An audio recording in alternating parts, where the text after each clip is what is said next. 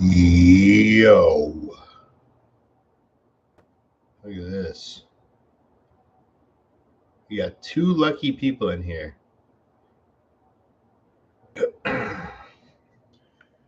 Raymond Matthew. What up, dog? Lee is here. Josh was here. Going on a hike. Okay.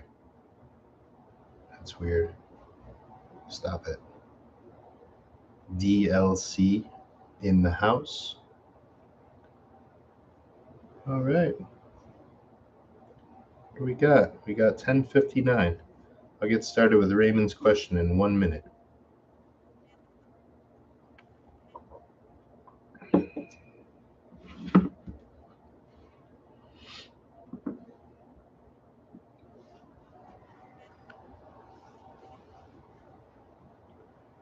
All right. Question to get the live started.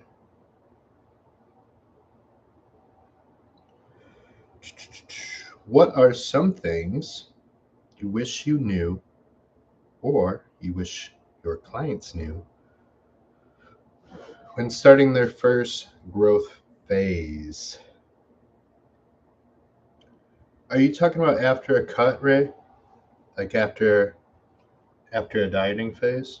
Is that what you mean? I think that's what you mean. Oh, damn. Happy birthday, David. Yeah, after a dieting phase, he says. Okay, so what are some things that I wish I knew? I'll start with that. Um,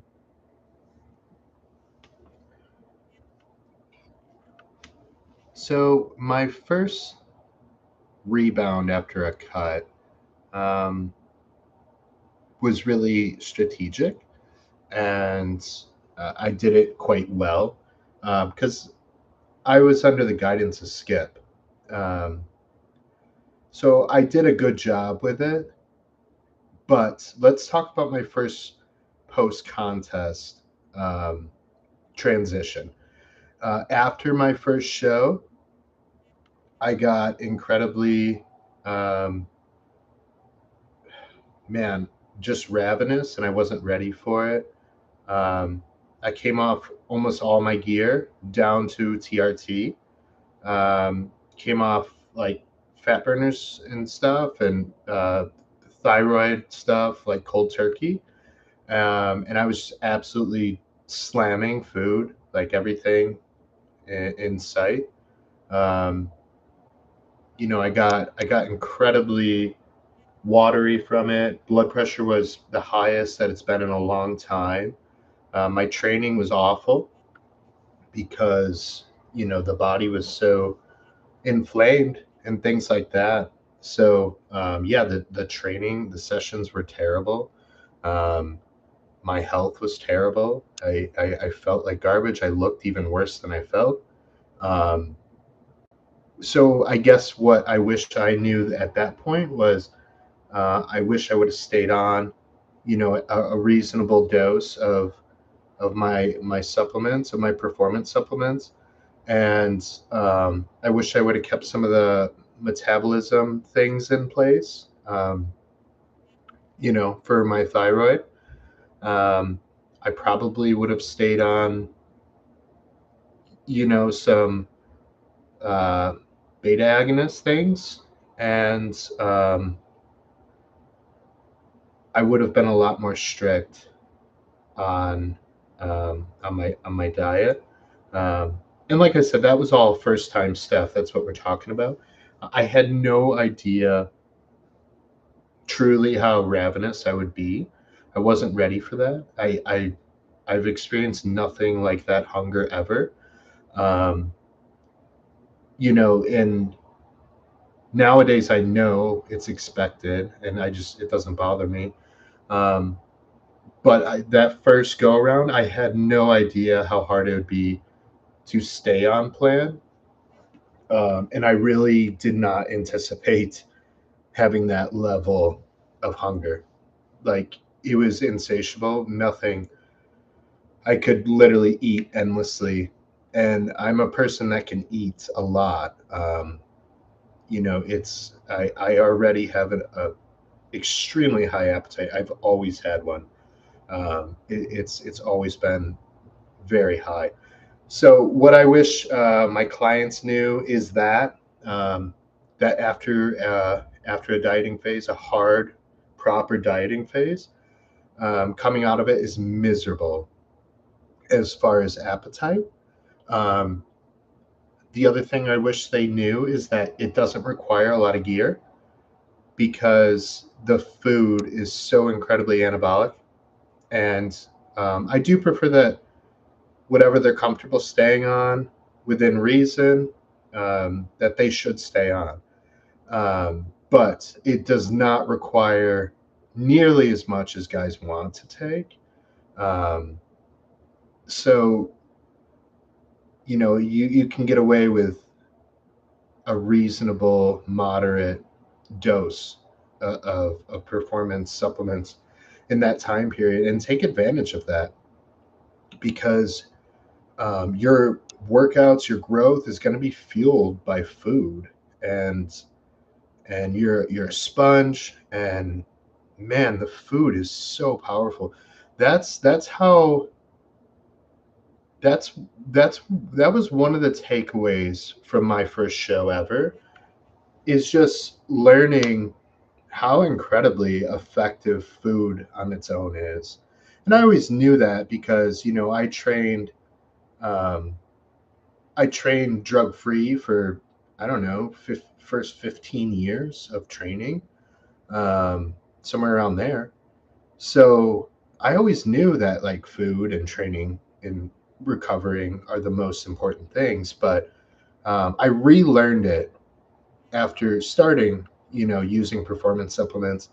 And then, and then you learn that, hey man, like the food is still the food's still the driver, and that stuff works in the background, of course. Otherwise, if it didn't work, none of us would use it. That's obvious. I'm not saying that, um, but yeah, I think that's one of the big takeaways as well, Ray, is when starting their growth phase, they're going to realize like, wow, food is incredibly effective. And I know it sounds silly, but it's a wake up call. The other thing I wish people knew is you will get fat too quickly if you don't control yourself. If you don't make it a priority to keep everything tight, you will get fatter than you want to very, very rapidly. Um, and it's not fun. You did all that work to get yourself primed, and then you ruined it. You ruined it very quickly. Um, that's what I've had some clients do. Um, not a lot, not a lot, but some. If I don't get a check in the next 2 3 weeks after a show, I have a feeling I know what you look like when you come back, and it's normally what I expected or worse. So yeah, that's a good question. But DLC's birthday, my man, my man. Love your training videos, says Josh. Are you doing a warm up before the video, or are you using your first exercise to get warmed up? Yeah, I do. mm, My warm ups are not extensive. Um, I do a few priming movements that Danny prescribes, and they take care of a lot of stuff for me. So no, my warm up is about 4 to 5 minutes, and then I use my first exercise as a tool to kind of prime myself for the day. And a lot of the times, you'll see me start my push day with like rear delts. Man, like how much do you have to warm up to train rear delts? Like, stop. It's kind of a warm up in itself. So yeah, Josh. Like uh, before I was working with Danny, I used to do like mini circuits to warm up. So like if it was upper body day, for example, I would do like some side raises with dumbbells, some tricep push downs, and maybe some lat pull downs. And I would just cycle through them like 4 times, right? just back to back to back. And that was always like a really effective warm up for me. I've done that since my powerlifting days. So you would pick like 3 to 4 accessory lifts, and you would prime for your main movement just with those lifts. And what that actually does is build up volume over time. So you can actually address weak body parts by doing that. And even with like low weight, higher reps, like think about that across an entire year, 2 years, 3 years, 4 years. It's a lot of extra volume built in that didn't do a lot of um, damage, or it wasn't hard to recover from. 3 little circuits to start your workout is not like a taxing load that is going to be stressful to recover from. But over years and years of time, it's going to pay big dividends, right? It's like a small interest investment, right?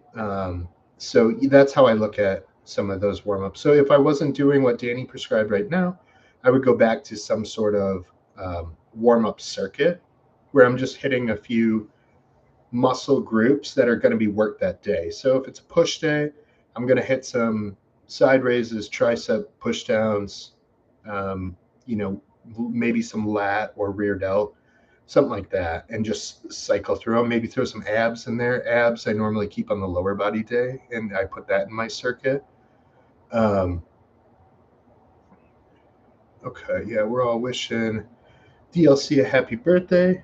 Guys, excuse me 1 second. I have a check-in for 2 clients that are in shows. So I need to make sure that I get them situated for their next meal. Okay. Okay, let me watch this quick. This is my friend Stacy checking in. Um, Good quad separation. She's dry, she's hard. Let's see, side pose. Obliques are ridiculous. Okay. Tricep pose. Crazy striation in the delts. I'm not going to show you guys this because I don't have permission, but here's what I'm looking at. She's now 1 day out. So glutes are striated. Low back is dry and tight. We're just continuing to dry her out today. Ab and thigh is solid. Quads are popping, separated. Man, good stuff. So let me see. How does the muscle contractions feel? So let's see how she's feeling. And that's how I'm going to make a call for her next meal. So I've been doing check-ins with Stacy and Austin both before every single meal. Every single meal, I prescribe the meal, the weights, the water, the sodium, the potassium, any type of supplements, health supplements, everything is prescribed every 2 hours. Photos, weights every 2 hours, last 3 days. So we are dialing them in. Joe, I see you. Good morning to you. Raymond says, I definitely felt the same way coming out of my first show. Second go around felt a lot more manageable. Yeah, if it's expected and you kind of know. Okay, she said muscle contractions feel good, but the last check-in, she could definitely contract a bit more. So let's see.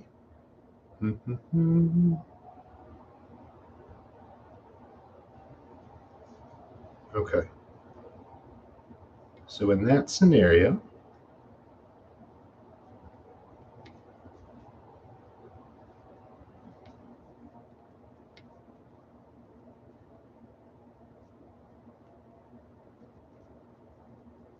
okay, sorry guys. Okay, and then Austin's will be coming over shortly too. So that in that scenario, guys, I just added a little bit of sodium for her. I want her to feel that pump. It's going to bring out some vascularity. She's loading up really nice. The muscles are full, but she does feel like it's a little hard to contract things. So we're just going to add a little bit of sodium. Her water is pretty low, so the sodium actually might help pull some subcutaneous water, which she doesn't have a lot. She's extremely dry. This is a crazy look. So that's kind of what I'm doing all day long to make these calls, is getting feedback from people. How does this feel? Are you cramping? Are you peeing? Have you used the bathroom? Are you having bowel movements? And um, all these things are important to balancing electrolytes and dialing them in so we can get their best look on stage. Um, like I said, this is every 2 to 3 hours. These guys are checking in with me. It's great because it's a couple and they live together and they cook together and they train together. They check in together, so it's a lot of fun for me. Um, and we've been on it for the last 3 days. So we're going to get them dialed in. Austin's will come over shortly, so I'll get his taken care of. For now, let's keep moving on. Raymond said, yeah, he felt the same way. More wishes to David, my boy. Agreed with the training videos. I've been emulating your training on legs, keeping things extremely controlled instead of just clanging and banging. I feel like my legs are getting more stimulation. Um, yeah, guys, there's a time to clang and bang. Do not get me wrong. Uh, the way I'm training right now is not the end all be all, but right now it's exactly what I need. Especially being in prep, I'm Danny and I'm not going to take all the credit for it. Of course, she's amazing. We are priming my body to be an absolute machine come post show. So post show, I will be healthy, insulin sensitive. My body's going to feel great. It's going to be moving properly.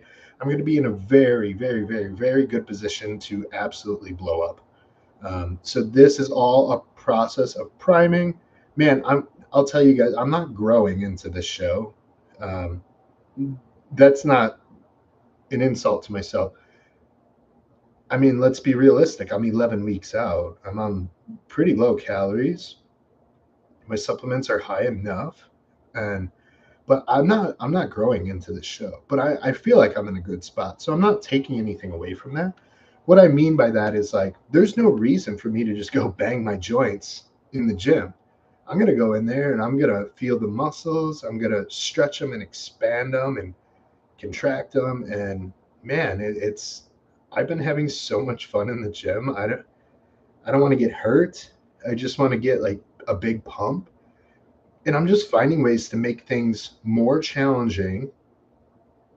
Um, finding ways to make the sets more challenging instead of just piling on more weight. I mean, guys, I've done heavy weights. I've done them. You know, I've lifted the heavy shit. I promise. It's not me looking for excuse not to train heavy. Um, and my intensity is still very high. The sets are incredibly hard. They're incredibly challenging. Um, and yeah, it's not easy work. Even if it looks like boring stuff, man, I'll tell you, it's not. It's not. It's all good stuff. I'm really enjoying it. So I'm glad you guys are as well. So there are things to take away from it. So I'm glad that you guys find that informative, because those videos take me a little bit to make. So I want to continue to do it for you guys if you're actually taking something away from it. Adam, damn, I forgot this was happening. I got to get the hell out of this office. Adam, man, you got to put it in your calendar, sir. This is an every Friday thing. I'm a retired man, Adam.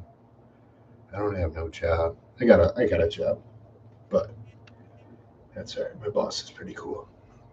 Okay. If one has an imbalance and working that muscle/side only hasn't made the muscle grow, should you just leave it alone and accept it, and or go about it a different way?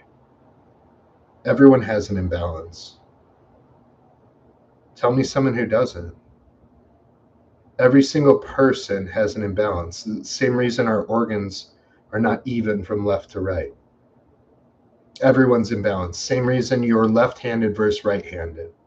So no, you should still train both sides. And I don't know what muscle you're referring to, but only hasn't made what? It, if one has an imbalance and working that muscle slash side only hasn't made the muscle grow, should you just leave it? You gotta be careful. Is there nerve damage? That's something you need to talk to a professional about. Maybe there's nerve damage going on, but the the only people in this world that don't have an imbalance are IFBB professionals, and even they do. Chris Bumstead has had a bigger leg than the other one. He had a bigger tricep than the other one. Like, people are just shocked by the overall look. But if you look at his physique, his hamstrings were different. Like, yeah, no one's. But the only people that notice that shit are you own guys. Like, you're just in your head about it. You can see it in the video. I have a bigger trap than the other one. It doesn't matter. That's why we're dominant on one side. That's why our organs are different. We're not perfectly symmetrical as much as you want to be. Just focus on training correctly, and over time, things will become more balanced, says Adam. Yeah. Slight imbalances are pretty normal. They're not pretty normal. Everyone has them. Everyone. It's not possible to not. It's not possible. That's why, again, we're either right-handed or left-handed. I guarantee there's at least a centimeter different in every single person in the world from the right to the left side. Yeah, a centimeter, it's not much, it's not visible, but it doesn't matter. Your organs are not the same, so the rib cage is not the same. The hips are not the same. We drive with our right foot. We put our wallet in our back pocket sometimes. Girls carry shoulder bags on one side. Girls carry babies on one side. I carry babies sometimes, but normally my wife does the baby carrying. She's stronger than me. Talked to Tommy about this with my chest not long ago. Yeah, guys, yeah, everyone's got it. Wishing Stacy and Austin a good show day tomorrow. They will have an excellent day. They both look ridiculous. And that's credit to them, not myself.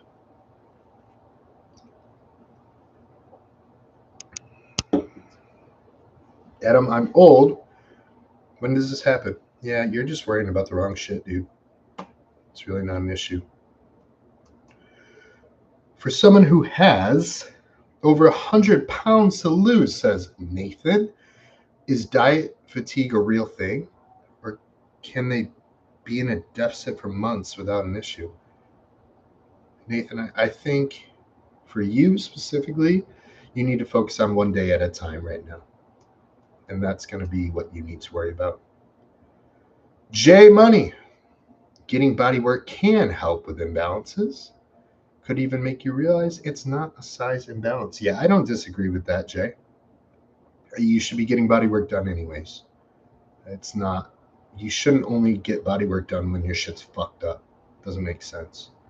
You change the oil in your car, right? You change the brakes on your car. You hopefully keep your car clean. It's just how you take care of shit. You need to get body work done. You need to get massages. You need to see a good chiropractor or physical therapist. If you guys want to perform at a high level, what, are you not going to change the oil in a Ferrari? How's that going to go? Maybe your shitbox Toyota Camry will last, but if you guys want to look like something, and invest in your body, like, what are you doing? It's very cheap to get body work done. My friend Clarissa takes care of all my shit. She does.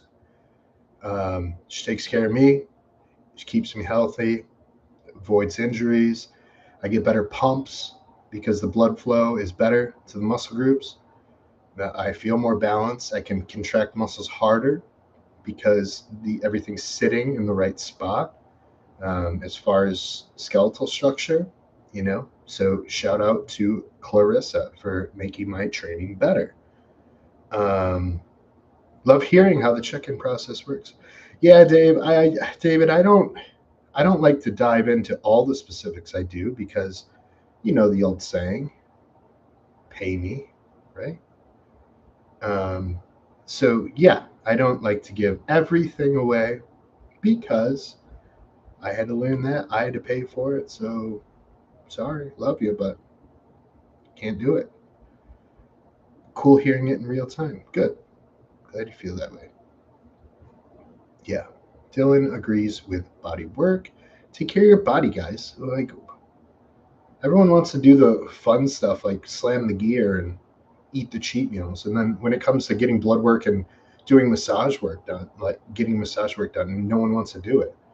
It's like, that's the shit that matters. You guys want to buy the next peptide, and instead of, you know, instead of looking for the next peptide, or upping your dose of whatever bullshit you're taking, go get a fucking massage. Like, stop it. Let's see. Bodywork is like deep tissue massage. Yeah, there's different. Yeah, deep tissue massage. There's scraping, cupping, dry needling, all the shit. All the shit works. It's all good. It's all good. Get it all done. That's where posing comes in big time.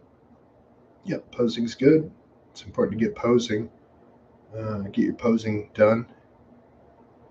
I just hired Kenny Wallach for the second time to help me with my posing for my upcoming shows. So he's one of the best out there. We got Matt in the house.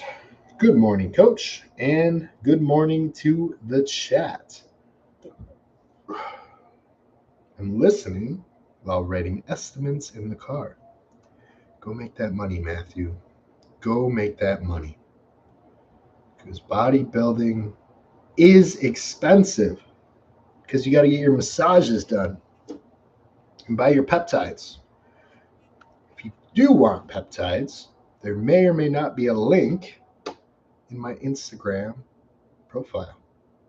Not sure. Don't know. Massage. Oh, okay. Lee, are you catching on here now, man? We've said it a couple times now. I'll slow the chat down so you can catch up. David. Yeah, definitely don't give everything away. Just cool hearing the thought process. Yeah, a lot more goes into it than people realize when you're making calls. I mean, there's prep guys out there that just send you the same plan that they sent someone else, and hey, just do this. Okay. Here's your diuretic protocol. We've talked about that before. No, it's got to be individual. It's got to be meal per meal. It's got to be per the photos and what that person needs at that time, what that person's feeling at that time. Have they had a bowel movement? Are they peeing? Is their pee stream weak? Is it strong? Is it dark yellow? All that shit's important. Are they bloated? Is the food clearing? Are they getting a pump? Can they get a pump if they had to get a pump? Is there any cramping? All that stuff. All of that matters. So, that's how I prescribe meals every 2-3 hours, is based off those factors. If they're holding a little bit of water after one meal, then I know how to adjust the next one. If they're cramping a little, I know what to do to make that cramping go away. Or maybe it's just a little cramping and we let it ride until you need to call an audible. So, yeah, all of those things need to be monitored and called on the fly, because they're going to change throughout the day. They're going to change. And yeah, you can get people pretty darn close with some cookie cutter plan, but I don't like that. I like to make everything custom. I like to have control of the variables, and the outcome is always better. So everyone wins.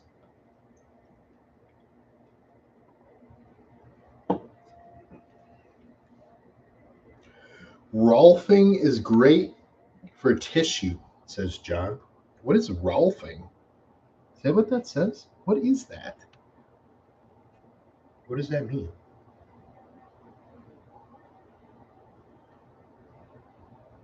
John, what the hell is rolfing?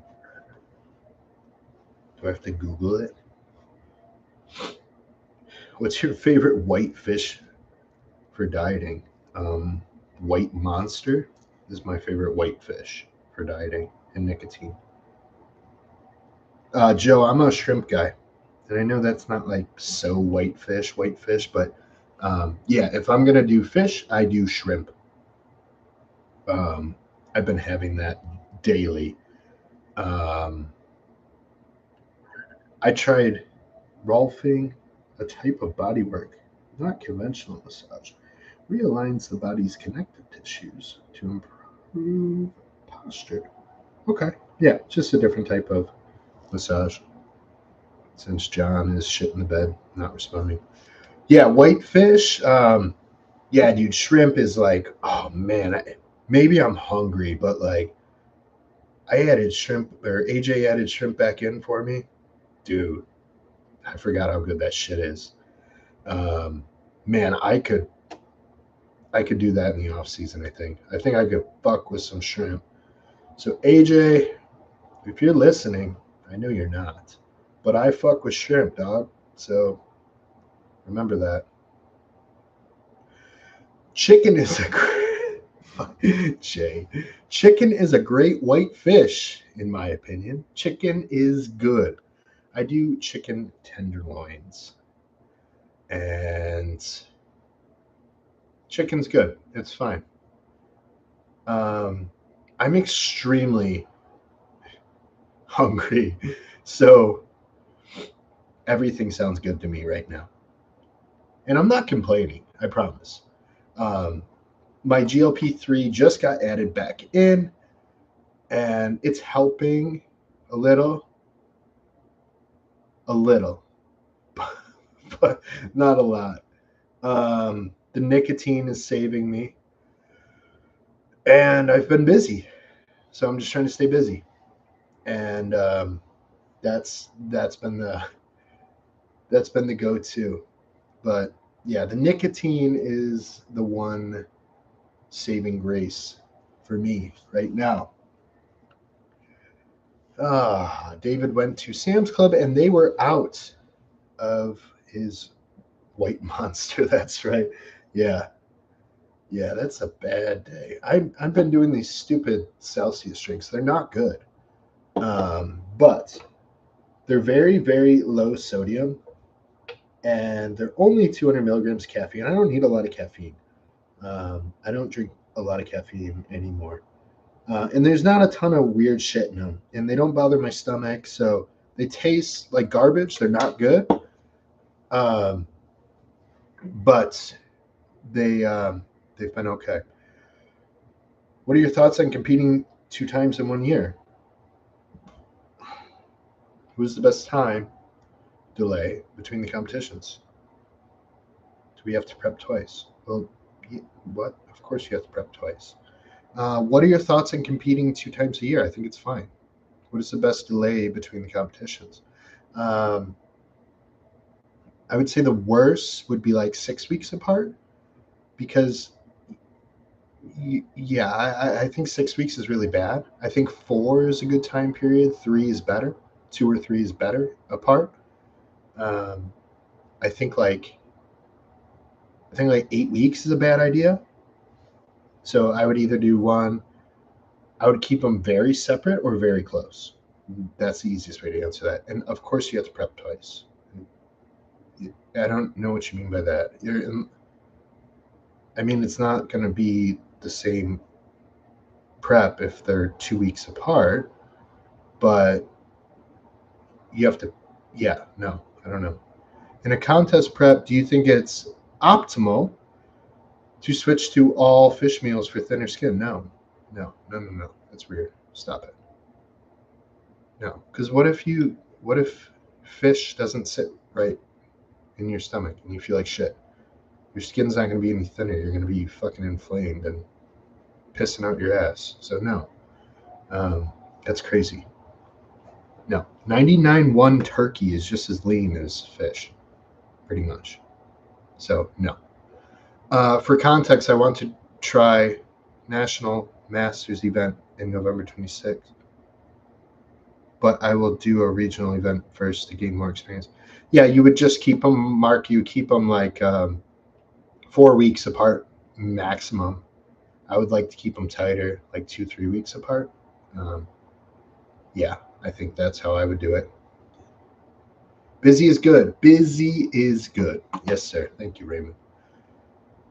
The GLP-3 helps the mental side, but it doesn't stand a chance against the real physical hunger, says Adam. I don't care what you take or how much of it you take. When you're hungry, you're fucking hungry. And of course, GLP-3s are great. They work. I used to be against them because I used to thought you had to be miserable to be a bodybuilder, and that's so silly. And that was like just me being a dumb meathead. And then I tried a GLP-3, and I'm like, oh well, fuck. I guess I don't have to completely just be miserable. So can I? Yeah, of course. I love it. I can die without that shit all day long. But I can also use it, and it has other benefits too. Joe, stop it, Joe. Trying to call me out. Thought AJ said no nicotine. No, he actually added it back in to help with some cognition drop off in the middle of the day. So normally about 11 o'clock is when I start hitting um, some funky shit with my brain shutting off. So we've been using, I'm not going to tell you everything. I'm on YouTube. I don't need to talk about all this shit. We've been using some of the stuff you guys know about, MB and things like that. A little bit of nicotine, caffeine with this meal. It's like a midday drag stack is what we call it. So that's where the nicotine came from. Orange cream ghost is the goat. I disagree, but it is good. I disagree. I think the Swedish fish is better. And I think rainbow sherbet, the rain drink, I think that's one of the best. But it's just too much caffeine for me. I don't need that much. I competed twice in a year time frame. I got way better the second go around. Yes, Raymond did. Yes, Raymond did. Tom G, do you only coach bodybuilding clients or do you coach reg? Tom G, I coach everyone, sir. My website needs to be altered because everyone seems to think I only like 15% of my clientele are bodybuilders. So yeah, Tom, I coach everyone. Competing twice this year as well, 6 months apart, and feel fine. Starting prep again in a couple months post first show, says Adam. Yeah, yeah. I will probably do. I'll probably end up doing 2 shows this year. I got to talk to AJ about it. We'll see. Tom G, regular clients, average Joes. Average Joes, man, you won't be an average Joe anymore, my friend. We get people dialed in. I don't care what your walk of life is. Sir, you want results? That's what I do. That's what I do. He works with everyone from all walks of life, all age ranges, and all kinds of goals. Thank you, Raymond. Yeah, I work with everyone. Do some of them end up turning into bodybuilders? Yeah. Do I work with women? Yeah. I work with lots of couples, husband, wives, in their 40s, 50s, whatever. They just want to not feel like shit anymore and be fat. Like, I help everyone, dude. Yeah, for sure. How is prepping an older athlete for competition different from prepping a younger athlete? It's not, Mark. You're just more annoying. That's all. Just kidding. It's not. It's not any different. It's the same shit. You just got to get fat off you and look good. Oh, here's one from John. In terms of muscle growth, do you think it's better? Better. I hate better, John. Stop it. To take a long off season without getting overly fat, or compete 1 to 2 times a year? I really like this question, John, even though I give you shit for the word better because I think it's silly. Do you think it's better to take a long off season without getting overly fat or compete 1 to 2 times a year to take advantage of the rebound? I prefer the 1 to 2 times a year. And that's not to take advantage of the rebound per se, although I think rebounds are effective. I think they're effective, but I don't think there's some glorious thing. The where the magic comes from the rebound is just like getting your body insulin sensitive again, and that's because you fucked it up because you got too fat.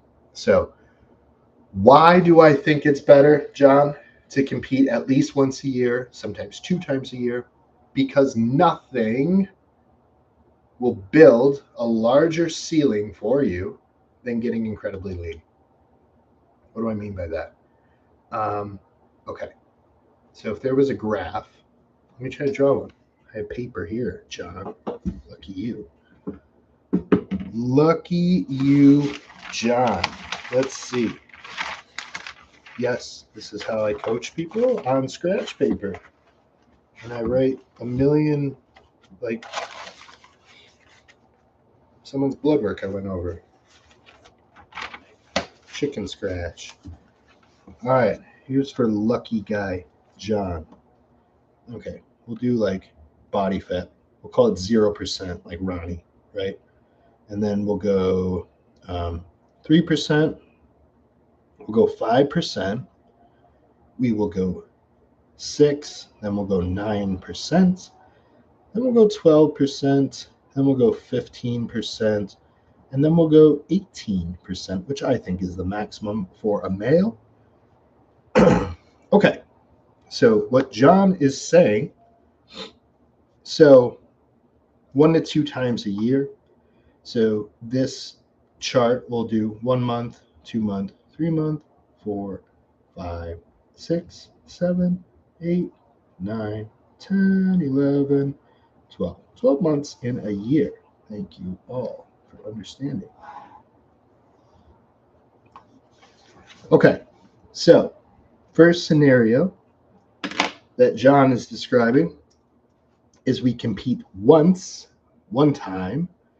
We'll say John got really lean at 6%. Okay? And then John's just going to maintain about 15 for the rest of the year. He's going to gradually climb up to that over, let's say 6 months. Okay? So that's John's first scenario of competing 1 time a year. Okay, cool, great. Now John's going to compete twice, and they're going to be 6 months apart. So we're going to follow that same curve, and then we're going to start his peak again. We're going to start his prep again. Right? And then we're going to hit that show again. And then we're going to come back out of it. And then we're going to probably line up another one maybe. So this is an example of 2 shows. And then there's a scenario where someone stays right around 15% for an entire year. Okay? How about that shit? There we go. All right. What the fuck? There we go. Okay. So it's backwards, but so the first line is we start the off season at 6%. After about 3, 4, 5 months, we're back up to our ceiling of 15%, and we're trying to hang out there for the rest of the year. Okay. Second scenario is we're doing 2 shows in 1 year. Look at how low our body fat stays. Where are you guys more anabolic? When your body fat's lower. Look at how high my ceiling is for the entire year. I have all this room to grow. I have all that insulin sensitivity. I have all that ceiling above my head at all times. So creating this wave of staying in a lower body fat percentage, you're staying more insulin sensitive. So that is why I think it is, John. Um, yeah, you could chill around 12% like all year. It's unlikely that you'll be able to. Not you specifically, but just most people. So I think and the thing is, John, the first 8 weeks of prep, you're growing, dude. You are growing. You're growing. Training's good. You're plowing through food. It's still a good amount of food. Gear is in and alive and well and happy and um, blooming in your blood. And everything's rolling, dude. You know, you're just more anabolic when the body fat's lower. Hope that makes sense, John. Maybe you agree, maybe you don't. Don't care. Love you. Joe, all good, man. I wasn't trying to call you out on nicotine. Yeah, you were, you fuck. I'm way higher on caffeine than I should be, probably. That was a hard adjustment for me, Joe, especially when you diet. Because one nice thing about caffeine, it's not the caffeine, it's the fucking drinks it's in. Like, these stupid energy drinks taste good besides a shitty Celsius. But like, I don't know, like a Diet Coke is pretty fucking good. So yeah, Kevin, I miss dipping. Me too, sir. I was a grizzly long cut guy for a long time. Um, until my indigestion started getting so fucking bad that I couldn't do it anymore. So dipping quit me. I didn't quit dipping. I literally couldn't. Yeah, I couldn't correct it. My throat was on fire like 24/7. Raymond says, rest in peace, Swedish Fish. Ghost discontinued. Yeah, they're still out there, though. Still out there, alive and well. Normally at some shithole gas station in the middle of nowhere, but that's okay. I'm trying to cut back on caffeine, and it's been a struggle. Yeah, you got to address the caffeine. People are overusing it. DLC, my man David, happy birthday again. He coaches me and my fiance. We are just lifestyle for now. Man, yeah, I definitely coach them more than just bodybuilders. And you two are a pleasure to coach. Absolutely. John, I'm a lucky guy. You are a lucky guy, John. I hope that chart helped. Just kind of how my brain sees it. What are your preferred exercise for lat development? Currently, I'm buckling down on pull-ups, lat pull-downs, and unilateral cable pulls. It's not always the exercise itself, Mark. It's how you're performing the movements, if you're even feeling the lat, if your body's even moving the way it should, if the scapula is actually opening. So whatever my preferred exercises are, might not work for you. I like, and the video is going to upload today of my back workout from earlier this week. I like the front foot forward dumbbell rows made famous by Chris Edmonds, the Chris Edmonds row, dumbbell row. You can probably find that on YouTube. That's one of my favorite back movements lately. I like the John Meadows row. I've been doing well with those lately. And then I like a single arm lat pull down, or depends. The angle has to be right. It's got to fit my body. Good question. I'm very curious. I think he's talking about the competing or something. With the new prescribed meal plans, how do you deal with variables of the skip load meals? Disregard if that's billable. Oh, disregard if that's billable. How do you deal with the variables of skip load? I deal with them the same way. A lot of the times I'm prescribing skip load meals now, or people aren't getting them because a lot of people don't need them. They just eat them because they're fat. You going to sell some of those hats? No, these hats are not for sale. They were incredibly expensive, and I would never charge anyone for them. I'd rather give them away before I charge you guys what I paid for these stupid fucking hats. Great answer. Thanks, Coach. I do agree. Yeah, that's just how I see it, John. I think one time a year or uh, every 18 months for me is my perfect blend of how often someone should compete. And it depends where you started. Like if you were fat as all fuck and you got ready for a contest and it was incredibly stressful on the body, no, you probably shouldn't do a second show that year. You should probably chill the fuck out and stop getting so fat. And then your next show come around, let's call it 18 months, 20 months, whatever. Then maybe you do two that year, you know. Maybe that makes sense. Adam, DLC, that back is craving a stage in the future. David's back is stupid. Yeah, I don't know. It's like he baled hay for a living. I swear. Um, sorry, I don't know how to tag people feeling like a boomer. Yeah, I'm not sure really on YouTube either. Definitely someday. The wedding has to come first. Well, one stupid expensive thing at a time. Yeah, weddings can be expensive. They can be affordable too, depending on what you guys are looking for. Um, but yeah. Life always comes before competing. That is how it should go.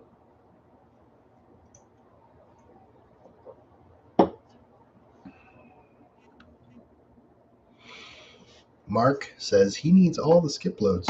Some people still get them. Lots of people still get them. Some people don't need them. Some people have plenty of food prescribed. My boy, Diesel Dave in the house. Devin had great advice on tracking monitoring skip loads by recording what and how much you ate, then recording how it made you feel and look. Also helps coach feedback on how it's. You guys have no idea how detailed Dave's check-ins are. You would not even believe how detailed Dave's check-ins are. Um, Dave is not doing prescribed meal plans. Why? Because I don't want to change what he's doing because he tracks everything. He knows what every single ingredient in the world does to his body as he tracks it and he reports it to me. So I would not write a better plan for Dave than he does himself. So I still prescribe macros to Dave. He's probably one of the last ones that is on macros only because I don't want to change what he's doing because the meals that he builds are exactly what I would probably prescribe for him. So yeah, I don't change Dave's shit. He's not going to prescribe meals probably ever because him and I want to say that he got a lot of his ideas from my approved food list on making suggestions of rotating proteins, adding fruits, adding vegetables, adding different carb sources, not just one. And I want to say that Dave did get some of that stuff from me. I don't know for sure, but his meals are incredible. They are diverse, and he knows how that meals make him feel. So I would not fuck with Dave with changing his meal plan. What Dave and I do together works very well. Works very, very well. You guys can see that in the results. You guys can see that. And a lot of you are very detailed like this. It's not just Dave. But I wanted to give him specific credit because it's impressive. It's impressive how serious he takes his stuff. I'm getting a skip load and I didn't ask. Yeah, don't ask me for anything ever, please. Please, please, please, please. Don't ask me. No, stop it. Mark, I actually made, yeah, Dave, yeah, very cool, Dave. Very, very cool. Okay, excuse me. Wow. We get Austin dialed. for his next meal. Let's see.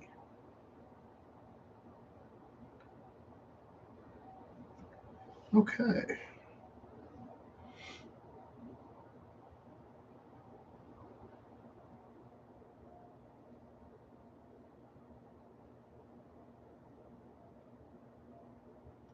All right, I'm just looking here at his photos. Still dry, still hard. Weight is actually up.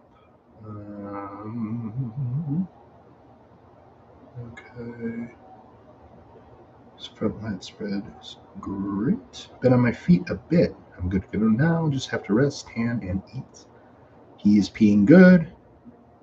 Muscles feel good, strong pump and contraction. That's all good there.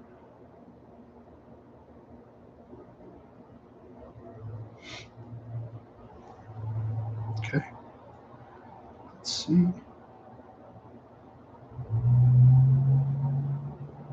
Yeah, this is all very, very good. He's not cramping. He's getting pumps.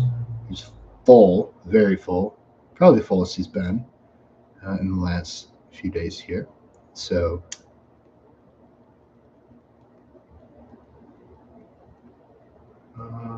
okay, give me 1 second. We're going to hit him with some of this.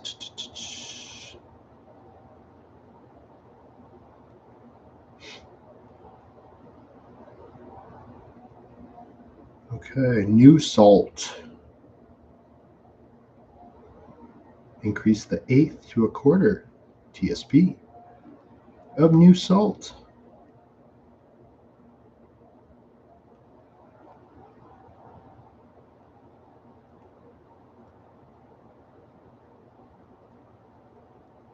Okay. Sorry, guys. I want to get him situated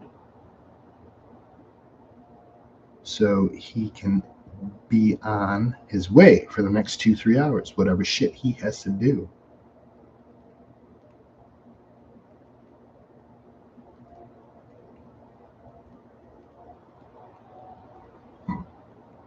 Okay.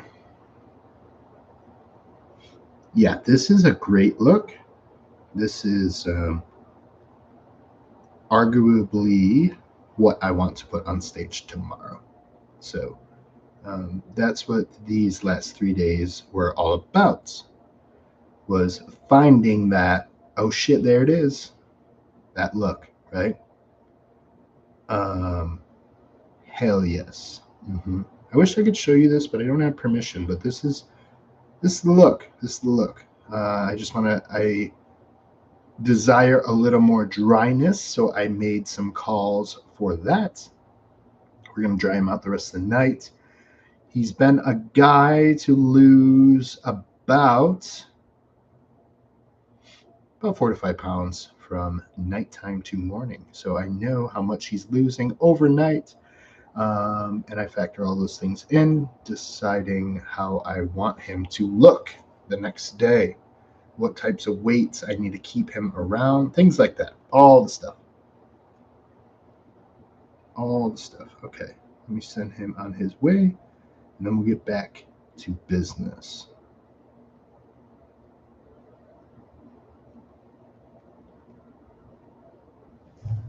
Okay, what did I miss? Happy wife, happy life. Yes.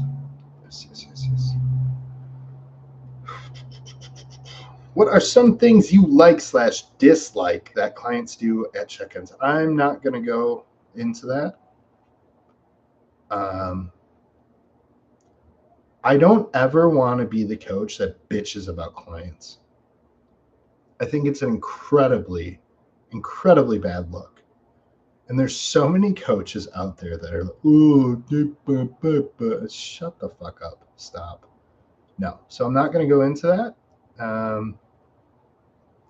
What do I like clients to do on their check-ins? Well, one, do them on time. That's always nice of you. And you do them on time. Please give me adequate time to look in to the check-in and get back to you. If you are sending blood work, send all of the blood work and remind me in the check-in form. Guys will send me like partial blood work midweek, and then come check-in day, they're like, "Hey, did you look at my blood work?" I'm like, "No, because you didn't remind me in the check-in form." So if and when you are sending blood work, send it all with all final results, and please label it in the check-in form in the extra notes area. Hey, my blood work is in your text messages. Or hey, my blood work is in your DMs, bruh. Or wherever you put it. Let me know where it is. And then I can dive into it. Guys, it takes me at least an hour to go over blood work, just so you know. I do not just scan through and, oh, everything's green, it's all good. That's not true. That's not true. Yes, green is good, but sometimes it's just green.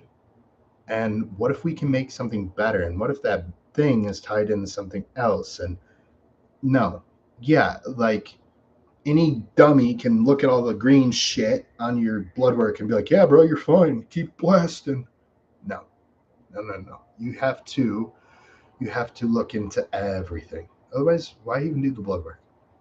Of course, we want green sometimes. Diesel Dave, yes, sir, 100% stole all your ideas. Hear that, guys? It was all me all along. Love you, coach. Love you, Dave. You're my man. What do you think about mushroom coffee and medicinal mushroom like lion's mane, corporate? You know what, Mark? Um, I've never used much of any of them. There is a coffee. I don't know if it's a mushroom. I don't know what it's called. I'll text you when I think of it. I might think of it later. Um,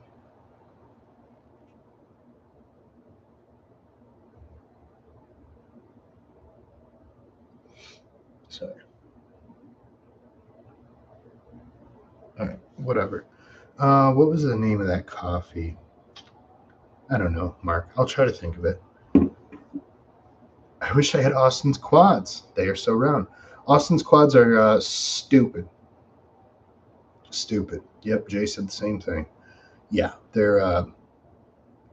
I use my wife as a second pair of eyes a lot of the times when I'm peeking someone, and um, just because she knows what she's looking at, she's seen a million preps, and she knows what looks good. And I like to get an unbiased opinion from someone who's not a bodybuilder. If that might not make sense, but it's very helpful for me. It's very helpful for me. And I showed her Austin last night. She's like, his legs are fucking ridiculous. I said, I know. Thanks, babe. Guess mine are shit. Yeah, whatever. I've also been looking into fermented foods. Like, what are your thoughts on fermented foods for bodybuilding? They're fine. They're fine, but not everyone can tolerate them. And if you have like underlying SIBO or something, no, you shouldn't add fermented foods because that can make it worse. Grizzly Wintergreen, yeah, the best.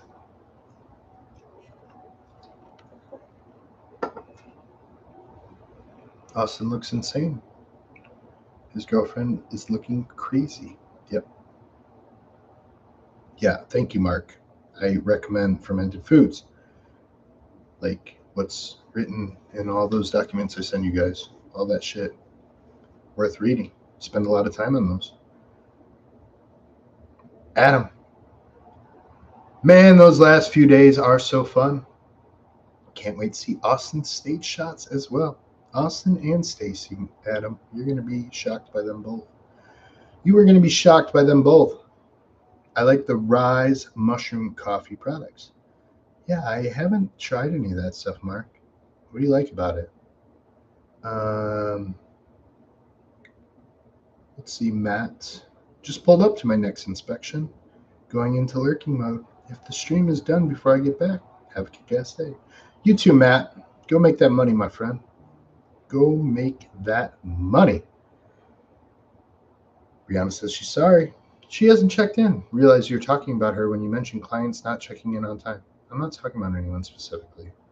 That's why I don't do, what do you not like what clients do? That's why I don't do that. It's silly. It's silly. I like when clients pay me and follow their plan. Those are my 2 requirements. Thanks. David Morgan. Tommy may have missed it and seen it posted in the last, but how long before blood draw to stop supplements, if at all? How long before blood draw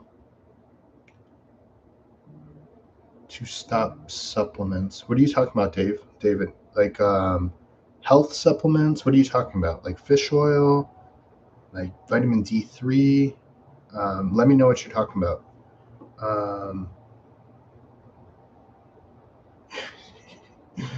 David, DLC. Don't call her out publicly. Brianna's a good friend of mine, David. We can call her out. I think he means AAS. No, I don't stop that before blood work. Why would you? You want to know what it looks like when you're on it. I don't stop anything before blood work. The morning of, I don't take like my morning drink. I don't use the gut revival. I bring all the shit with me and I take it after my blood draw. But if I'm using like thyroid medication, I still take it in the morning because I want to know what level the medication is bringing my blood to. That's why we use medication, to make our blood levels optimal. So if we're not taking it, we won't know. Health supplements. Yeah, I take them all the way till the night before. I don't take them the morning of. That's just a personal thing. I just bring them in a baggie with me to the blood draw. And as soon as my blood is drawn, I take the health supplements, I take my morning drink, and then I'll eat my meal 1, which I bring with me, or I'll eat it when I get home, 20 minutes later, whatever. Not to be, whatever, I'm not going to say that word on YouTube, but you guys are like, you're not going to say that word, you say it all the time. Yeah, I don't mean to. Yeah. But I really appreciate the work we have done so far and the coaching you provided to get me on stage. I put this in my top 5 most rewarding experiences in my life. Thank you. Mark, first off, that means a lot. Secondly, I don't think you guys understand the pleasure I get from this. So you say it's the top 5 most rewarding experiences in your life. This is the most rewarding thing I've ever been able to do for people. And I didn't think it was a possibility. I still don't understand it. I never will. So, Mark, you are the reason that I get to do this rewarding thing. So, really, thank you. But thank you for your kind words. But yeah, in all seriousness, dude, Mark, I'm living the dream because of guys like you, because of everyone in this chat, all the shit, man, all the shit. Because of my friend Chase Irons, yeah, all that stuff. So, nope, I don't understand it. Never will. Never will. But I appreciate you. I really do. Really, really do. What do we got? You guys, what are you working? Sleeping? Mm-hmm.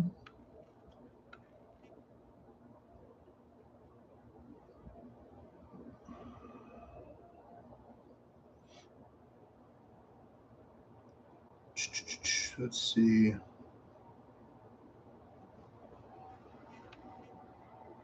Okay. All right. We have hit a dead stop in the chat. You're all sleepy. So I'm going to give it a couple more minutes.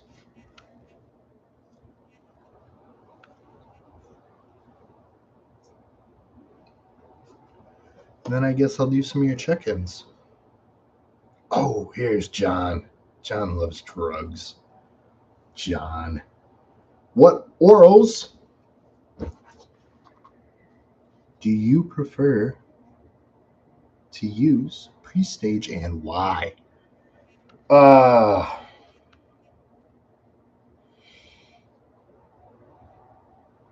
Honestly,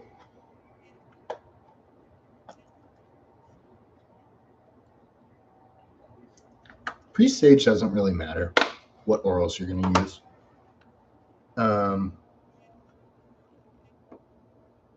Yeah, yeah.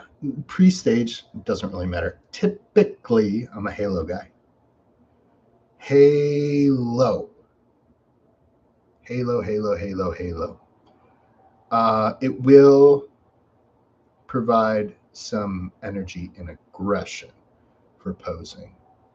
So, no, you don't have to do your quad stomp like Jay Cutler. But if you're feeling hyped up and, a little arrogant, get the arginine and a little bit of salt, a little bit of Cialis flowing for the pump, a little glycerol, maybe.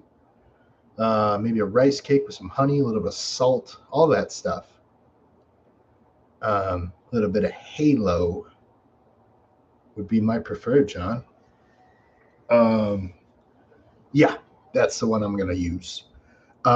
During peak week, occasionally I will have some folks. I will not have them do it because I'm not a doctor and I don't prescribe anything.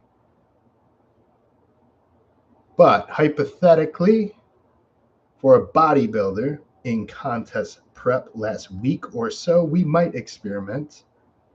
They might experiment with using something like Anadrol to help load. Anadrol is incredibly effective at loading glycogen. So, yeah, can cause water for some, not all the time. Sometimes we will combat some of that with Novadex, and then all the other water fun stuff. But yeah, sometimes some Anadrol, like a week out, to start loading, and then we start cleaning off the water for 3-4 days out. Winstrol, Halo are my peak choices that I prefer. Yes, sir. David, I don't have any questions today. Couldn't think of anything good. I don't believe that, David. It's your birthday. Ask me some. We all love drugs, Tommy. You know us, says Joe. Yes, Joe. We do. John, what determines why you would use which specific one for a specific client? If someone's nice and flat and pretty dry already, and we need to start loading them, that's where the Anadrol may come in handy, assuming that they tolerate it and we know how they respond to it because we've tried it earlier in the competition prep. Otherwise, most folks are going to find themselves on Winstrol. Drugs are great, says Joe. They could be. They could be. They are. They are. J Money, how has your training changed from first starting bodybuilding to now? And how do you feel proper training has improved your look? Man, Jay. How has your training changed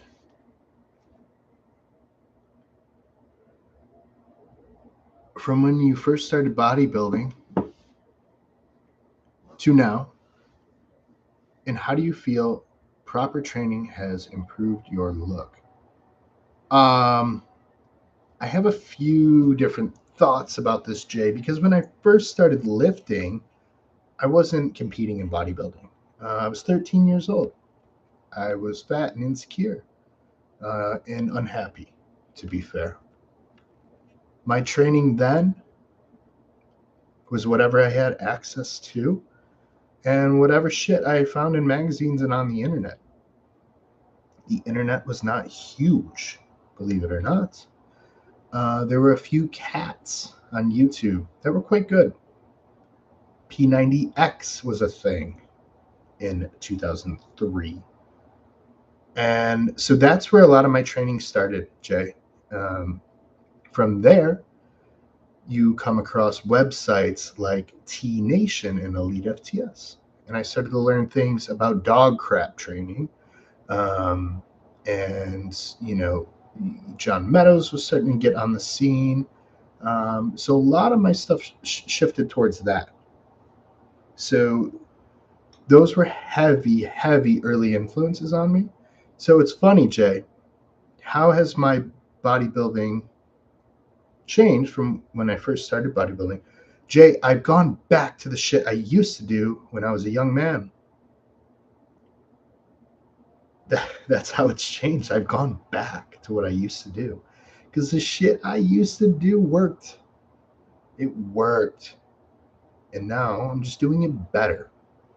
So, how has your training changed from first starting bodybuilding? I've done it all, Jay. I've gone through all the shit. I've done high volume, low volume. I've done 3 days a week. I've done 2 days a week. I've done full body splits, power lifting, conjugate, linear. I've done everything, Jay. Dog crap training, mountain dog training, Scott Stevenson's training, all the shit. So how has it changed? I've taken something from every one of those methodologies. And it's all applicable, all of it. And so what I encourage you to do, Jay, is don't get stuck in one way for too long. And on the same token, don't change shit too frequently. And I know those seem, you know, like they're polar opposites, but the answer is always in the middle, Jay. Always, always, always, always. Should I do high volume or low volume? Do both. What do you mean? Yeah. Yes. The answer is yes. Do I lift heavy or light? Yes. Do both. Yeah. Do it. Yep. Do I do drop sets? Sometimes. Yeah. Yeah. Here's the secret, Jay. You got lucky today. I'm going to give you a secret because it's Friday. All the shit works. All of it. The thing that works the most is showing up every day, checking all your boxes, listening to your plan, following your plan, and enjoying all of it. Enjoying all of it. If you're not enjoying something, you need to change it. And that's it. The answer's in the middle, dude. Always, always you live that middle line.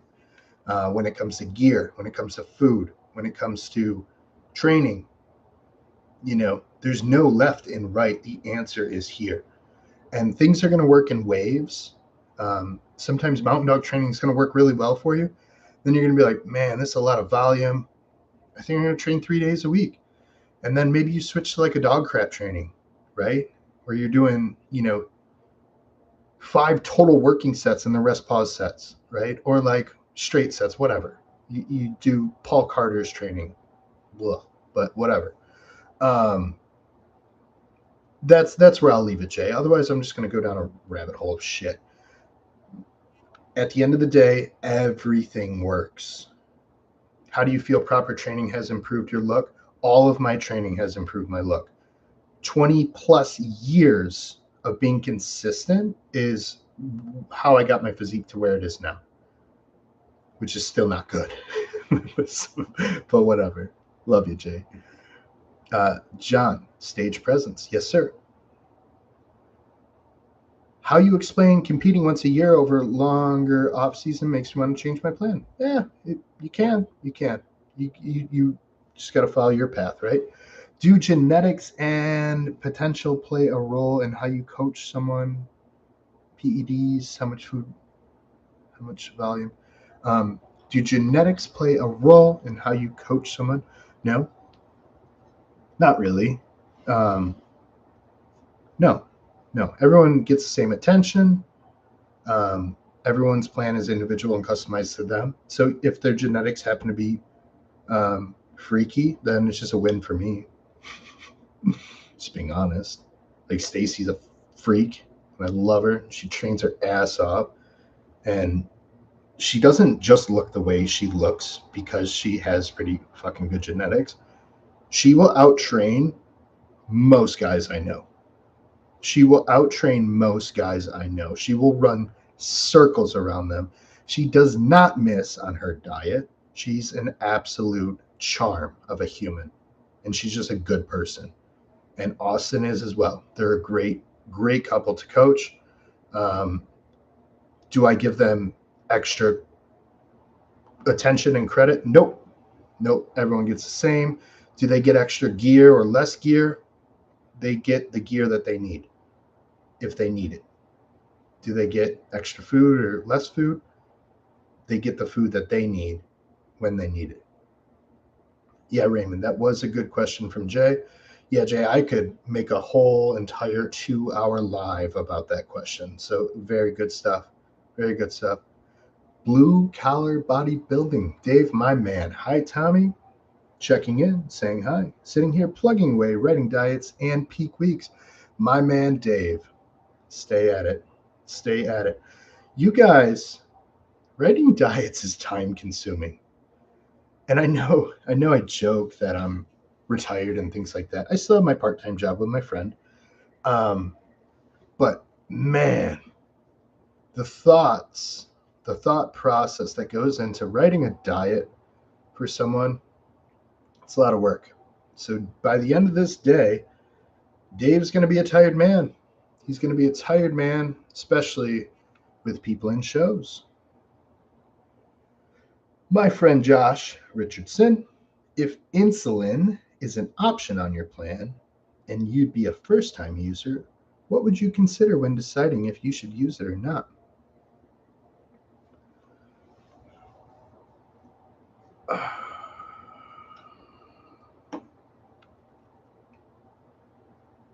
What would you consider when deciding if you should use it or not? What would I consider? Um, there are dangers with it, of course. Um, I do think they are potentially blown out of proportion. Um, I do recommend that people advise with another friend who has used it so they know that they're properly dosing it before they administer it. 5 units of Humalog is a little different than 50. So I've heard. Um, what would you consider when deciding if you should use it? It's individual, Josh.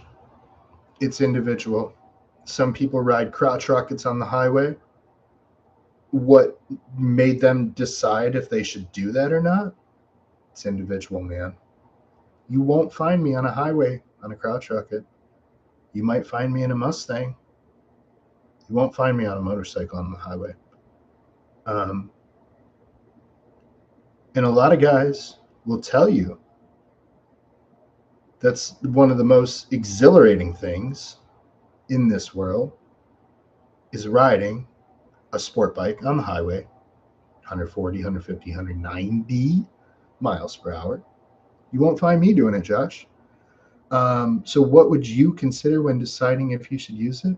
That's conversation with yourself. Um, as far as outside of ethical and moral things, do you need it? Do you need it? Right? If you just came out of a dieting phase, A lot of times you don't really need it. I don't know. Honestly, nowadays, I think a low dose of the GLPs is a safer option than it's safer and more predictable than exogenous insulin use. Um, that's my opinion nowadays. I find myself circling around to John Meadows Mountain Dog training these days. I feel like quoting him daily. John Meadows is by far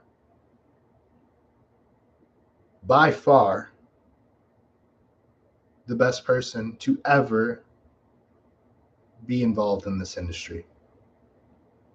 By far the best human being to ever be involved in this industry. I have many other people that I would put in that same realm, but John has his own spot in my heart by far. He's helped me dating back to 2011. Most of it was free emails, like daily emails. Like I was annoying, and he still responded to me for whatever reason. No idea why. No idea. He will always hold a dear spot in my heart. Always. The saying, Dave, if you've heard it before, Dante built all the freaks. Dog crap training built all the freaks and giants. JP style training built all the freaks and giants. John Meadows fixed them all when they were all broken and old, like us, Dave. Love you. Compliance is a science. Yes, sir. Good old Stan Efferding. He's another guy that makes big waves. J Money.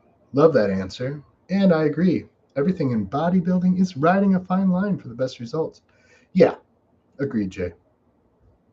Yeah. Also, great to switch things up, even at a bare minimum. Just allows you to feel good about training again. We just have to enjoy it. We have to enjoy it. There's why do it if you don't like it? Why bother? Why bother? Why follow the diet?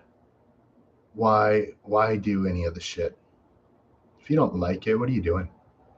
Get out. Go do something else. Go buy a sports car, man. Take that Serostim money and buy a car. Yeah. Maybe one day you can do both.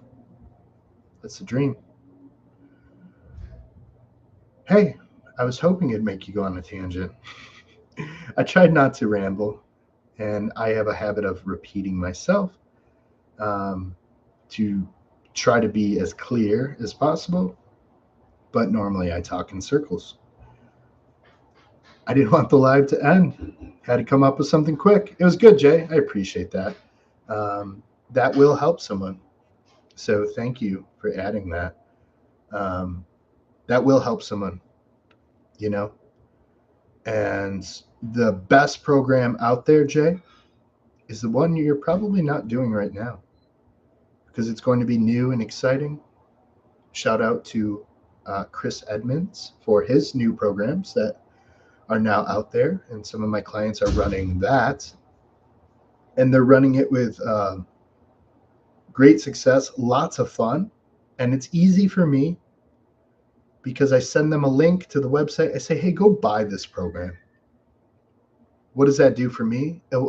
I know you're training hard if you're following that program because that program is not written for the weak. And I know if you're following that program the way it's written, that you're training hard. So that just takes that variable out of my mind. I don't have to be like, oh, is this guy even training hard? Because he hasn't lost any body fat and his diet is dialed. So shit like that. Mark, my man, how do you feel about rotating your muscle group days with same off days? I'm running the Scorpion, and he rotates what muscle group he does on certain days according to how he feels. Yeah, I have no issue with that. I did that. That's how John used to have. A lot of John's plans are 5 days or 6 days. And there were many times in my life where I could only commit to 4 days a week to training. Being in trade school full time, working full time, all the shit. Um, a lot of the times I could only truthfully dedicate a solid 4 days a week. John, I can only train 4 days a week. What do I do? He says, follow the plan. Just stay in rotation of order, right? So whatever day falls on whatever day is what you train. Yeah, it's dogmatic to be like, oh, chest is Monday. Yeah, it doesn't have to be. Chest is the day you train chest. I personally, right now, my days are prescribed to whatever day. So Monday, I do happen to train chest. Tuesday, I train back. Wednesday is legs. Thursday's rest. Friday is chest, shoulders, arms. Saturday is posterior chain, back, some accessory stuff. Really fun day. Sunday is off. Right now, that is my schedule, regardless of how I feel. Um, the reason, Mark, that this is so important right now for me is because I am in prep and I don't want any variables like that changing because the caloric expenditure, caloric intake is specific to the days that I'm training. So everything stays dialed, everything, including that. Raymond Matthew, my boy. I had a friend learn the difference between 2 units of GH and 2 units of insulin the hard way. Yeah. Yep. Yeah, I've seen it. Mark, YDK Mark, I think you're a Dodge Charger man. No, I'm not. I'm not. I like Dodge. I like Hellcats and stuff. No, I am. I prefer Shelby. I prefer Shelby Mustangs. Um, yeah, I tend to be more of a man. I like all cars. Would I take a Charger? Yeah, 100%.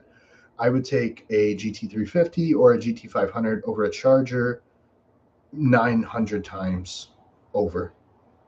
Um, for me personally. Uh, David, setting up my supplements for the month. Little time now saves a ton of time later. A month, man. If I set up my supplements for a month, I would. That would take me a long time. That would take me a long time. Yeah, a lot of time. I don't know if it would say. Yeah, it would probably save me time at some point. Rest in peace, John Meadows. He was a treasure. Still is. Still is a treasure. All of his info is still out there. He's still changing people's lives. I'm gonna order more of those pill containers and do the same thing. Yeah, it's really nice having all that stuff set up um, and just ready to go.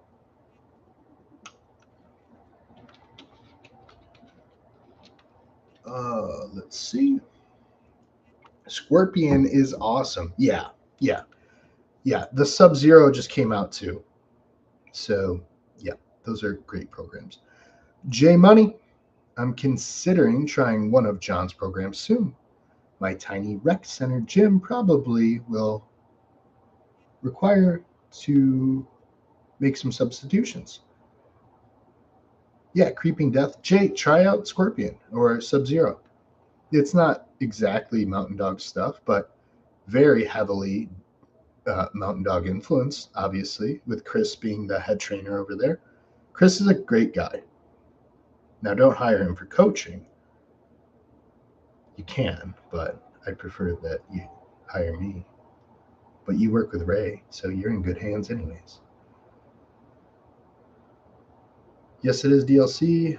I haven't been in the store in years. Yeah, Mark is running the Scorpion. DLC is running the Scorpion. Mark asks, are you pushing to go pro?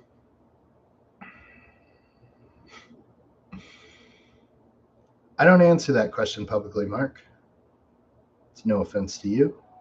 It's not something I put out in the public.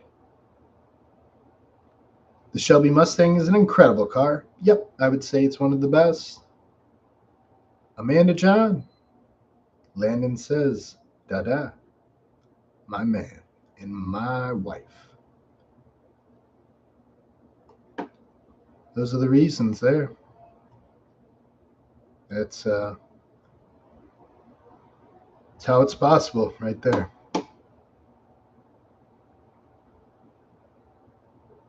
Lando Man. Hi, Amanda and Landon. Mark says, oh, yeah, Mark. All right, I'll tell you. Yeah, of course that's the goal. Of course it's the goal. I don't like to put it out publicly, which now I have because of you. So thanks for that. But I just don't like talking about it. It makes me feel silly. It takes away from the professionals that are out there who are far, far better than me. I feel like a joke when I even say the word professional.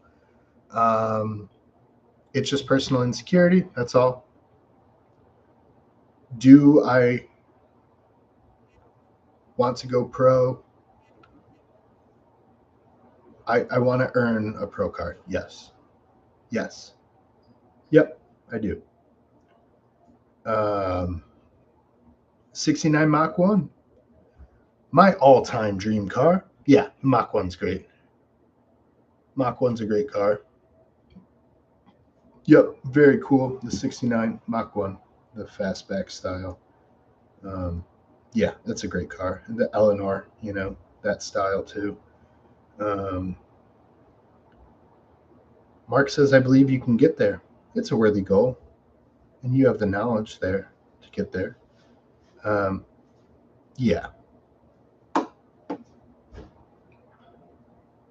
Yeah, I think I can. I just don't like talking about it. I think it's silly.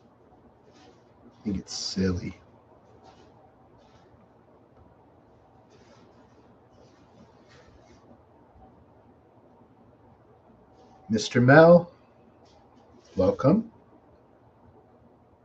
How would you describe reps in reserve?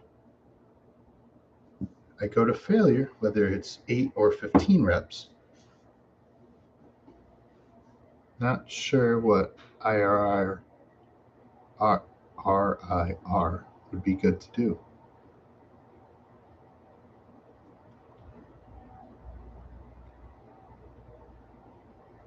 Reps in reserve is not like it's not, it is what it is. It's not my opinion. It's not how I would describe it. What reps in reserve is exactly what it sounds like. So if you were to completely fail, not be able to complete a rep, then you stay one shy of that.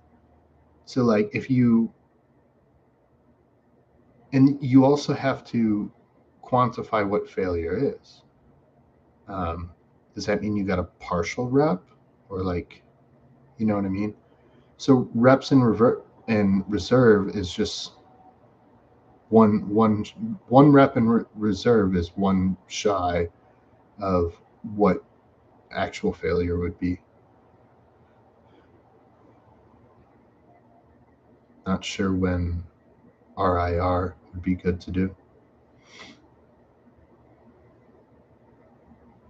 There's nothing bad about it. I don't know. I don't think about that shit.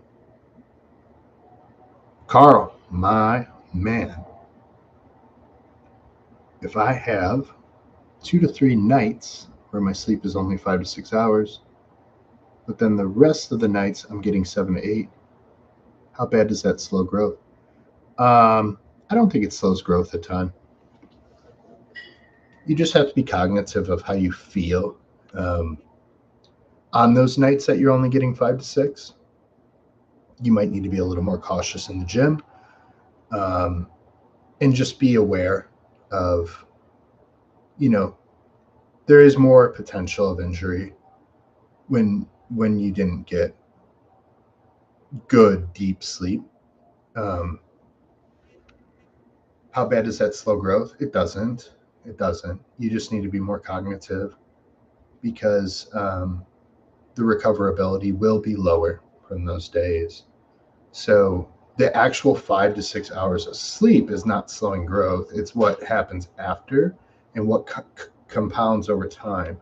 So if you're always only getting 5 to 6 hours and you're always training your balls off and burying yourself into the ground, you're going to hit a point where your recoverability is gone and you can't properly recover anymore. So um,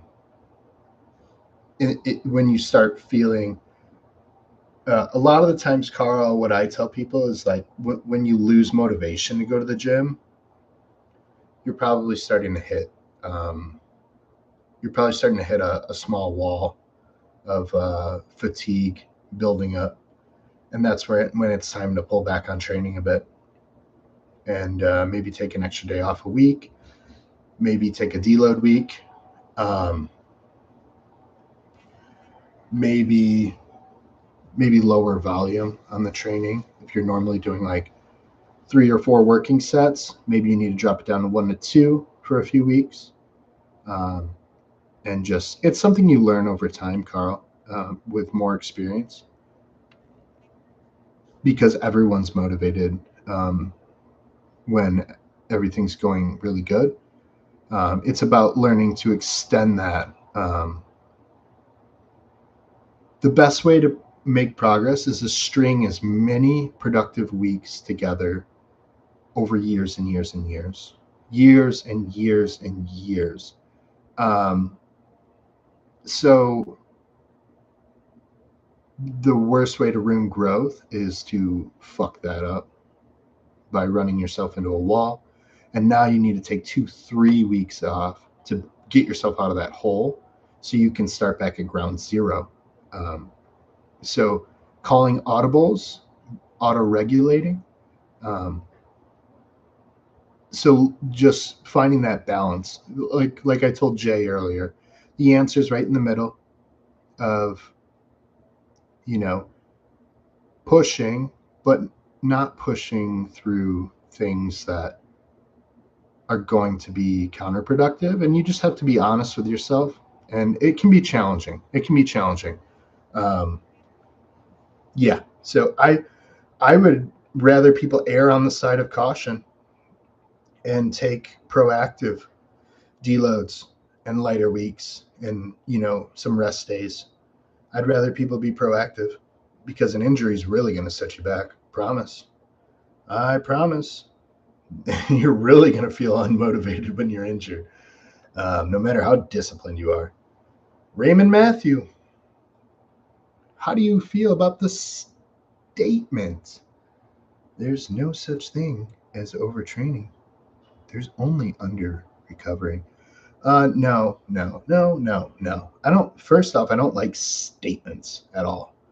Um, Anything that's spoken as an absolute is just so silly to me. And that's one of the best things I learned from John Meadows is to fear people who speak in all absolutes. There's no such thing as overtraining. There is. There is. I've done it. I promise. There's only under recovering. So, okay, fine. If I'm in a contest prep and I'm training my gills off, how do I increase recovery and continue to train the way I would if the caloric intake is higher and my sleep is deeper. How do you do that in contest prep? I'll wait. How do I do it? If food is low, fatigue is higher, systemic inflammation could be higher from supplement use. What do I do more to increase? How do you increase recovery? What are the ways? Right? Food, sleep, rest. Okay. You have less food, less time to rest because expenditure needs to be higher. And you're supposed to be able to train the same way? No. No. No. No. Nope. There's no such thing as overtraining. Yes, there is. I've been there. I have been there. But what I will say, Ray, is I had to find that line to know what it actually is in order to believe that overtraining is a real thing. So the guys that say overtraining is not a real thing, they've just never done it. They've never done it. That's all. I've done it. I've done it. I have. Why do guys get rhabdo, Ray? Are they just under recovering? Is that how people get rhabdo? Oh, they just weren't recovering. Like, yeah, well, now they're in kidney failure. So, okay. Guess they were training hard enough, huh? Right? All right. Sorry, I'm done. Carl Sword. I'm still golden. You are golden, Carl. Stay golden. Thank you, Tommy. You the man. Thank you, Carl. Amanda John, how's your walking pad? It's stagnant. I'm standing on it, doing no walking. But I will be once I'm doing check-ins after I eat a meal here pretty soon. Raymond says you can't. Yep, you can't. You can't. You can't. Or you can, you just won't show up to your show in shape. So, okay. Yeah, but I trained really hard up to the show. Yeah, and you look like shit on stage. Good job. Great. Good for you. Mr. Mel Mack. I get suspicious when someone talks in absolutes. I start listening for bullshit if they do. Yeah. There's things that I have strong stances on. I try not to speak in absolutes. I do sometimes, but I don't mean to. But yeah, there are things I have strong stances on for sure. Raymond says how to increase recoverability: increase calories, rest, sleep, rest days, PEDs. PEDs can also slow recovery from systematic stress, right? So, but I do agree with you. I do agree. Rick is in the house. Hi, Coach. Hi, Rick. Landon and I are eating lunch. Come join us. I will. I'm going to give it probably a few more minutes here, see if any questions come in. Love my walking pad. Use it all the time. Yeah, thanks, DLC. I got this because of you. And to increase my steps, because I'm a retired man, so I don't step much.